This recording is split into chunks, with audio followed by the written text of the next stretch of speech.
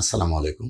আজকে আমি আপনাদের সাথে পাইলস বা হিউমারয়েড বা অশ্বরোগ কি, কেন হয়, লক্ষণগুলো কি এবং এর গ্রেডগুলি কি কি তা নিয়ে আলোচনা করব। মলদ্বারের ভিতরে অনেকগুলি রক্তের শিরা থাকে। যদি কোনো কারণে এই শিরাগুলি ফুলে ওঠে, ফেটে যায়, তাহলে পাইলস দেখা দেয়। দীর্ঘমেয়াদী কোষ্ঠকাঠিন্য অথবা অতিরিক্ত চাপ দিয়ে পায়খানা করলে সাধারণত পাইলস হয়।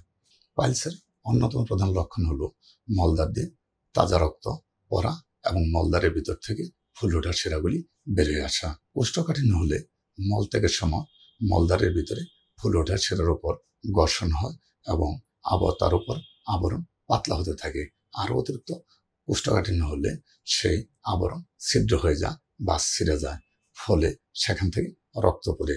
এই প্রসেস যদি অনবরত চলতে থাকে এবং কোনো চিকিৎসা না করা হয়, তাহলে সেই যে শিরাগুলি আছে, শিরাগুলির সাপোর্টিভ এলিমেন্ট কমে যায় এবং শিরাগুলি ল্যাক্স হয়ে যায় এবং মলদ্বারের বাইরে বেরিয়ে আসে। পাইলসকে আমরা 4টি গ্রেডে ভাগ করে থাকি।